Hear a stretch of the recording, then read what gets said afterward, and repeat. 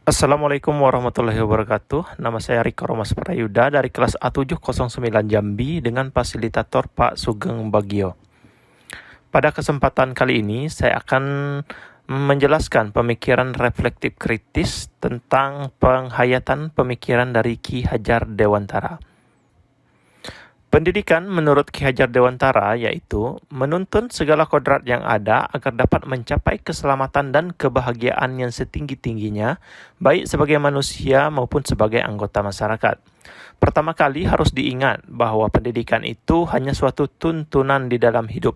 Artinya, bahwa hidup tumbuhnya itu terletak di luar kecakapan atau kehendak kita kaum pendidik. Kita kaum pendidik hanya dapat menuntun tumbuh atau hidupnya kekuatan-kekuatan itu agar dapat memperbaikinya. Kita ambil contoh perbandingannya dengan hidup tumbuh-tumbuhan seorang petani yang menanam padi misalnya.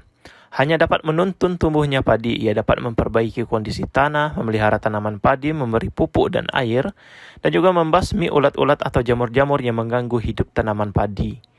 Meskipun pertumbuhan tanaman padi dapat diperbaiki, tetapi ia tidak dapat mengganti kodrat iradatnya padi. Misalnya, ia tak akan dapat menjadikan padi yang ditanamnya itu tumbuh sebagai jagung. Selain itu, ia juga tidak dapat memelihara tanaman padi tersebut seperti cara memelihara tanaman kedelai atau tanaman lainnya. Memang benar, ia dapat memperbaiki keadaan padi yang ditanam, bahkan ia dapat juga menghasilkan tanaman padi itu lebih besar daripada tanaman yang tidak dipelihara. Tetapi, mengganti kodrat padi itu tetap mustahil.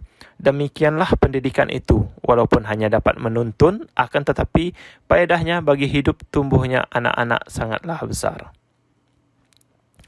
Saya sebagai pembelajar berusaha untuk mengikuti perkembangan-perkembangan dan terus update tentang teknologi yang digunakan untuk pembelajaran saat ini, agar bisa dimanfaatkan sebagai salah satu media yang bisa saya gunakan dalam proses mengajar. Untuk menguasai teknologi yang sedang berkembang, sekarang saya juga berperan sebagai pembelajar atau murid untuk mendapatkan ilmu-ilmu terupdate dengan cara mengikuti beberapa pelatihan dan bimbingan teknis yang sekarang ini sudah bisa kita akses dan mudah dengan adanya pelatihan-pelatihan dengan sistem online. Baik, hanya itulah yang dapat saya sampaikan. Wassalamualaikum warahmatullahi wabarakatuh.